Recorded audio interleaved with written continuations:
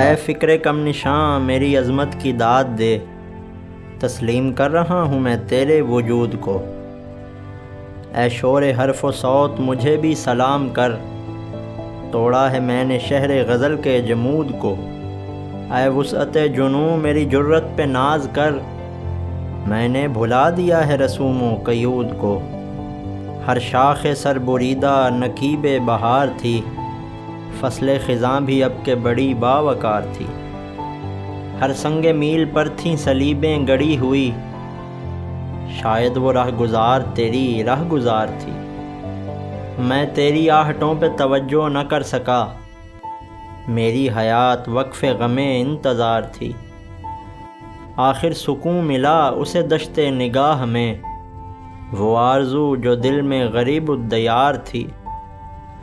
مجھ کو تیری خوشبو کے ساتھ ساتھ میری صدا بھی دوش ہوا پر سوار تھی۔ کچھ میں بھی آنسوؤں کی نمائش نہ کر سکا، کچھ آپ کی نظر بھی تغافل شعار تھی۔ مدت کے بعد مجھ کو ملی اتفاق سے وہ ایک گھڑی کہ تیری طبیعت پہ بار تھی۔ یہ حادثہ ہے میں تیری محفل میں چپ رہا، حالانکہ وہ فضا بھی بڑی سازگار تھی۔ وہ جن کے کہکہوں سے لرزتی تھی زندگی، کہتے ہیں ان کی آنکھ بڑی سوگوار تھی۔ محسن بنا تھا میں بھی مصور کبھی، مگر ٹیڑھی سی ایک لکیر میرا شاہکار تھی۔ یوں بھی خزاں کا روپ سہانا لگا مجھے، ہر پھول فصل گل میں پرانا لگا مجھے۔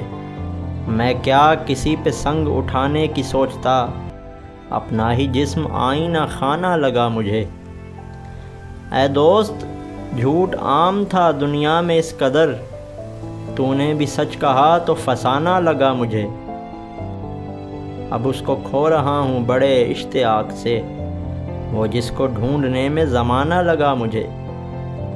محسن ہجوم یاس میں مرنے کا شوق بھی جینے کا ایک حسین بہانہ لگا مجھے۔ میں چپ رہا کہ زہر یہی مجھ کو راس تھا، وہ سنگ لفظ پھینک کے کتنا اداس تھا۔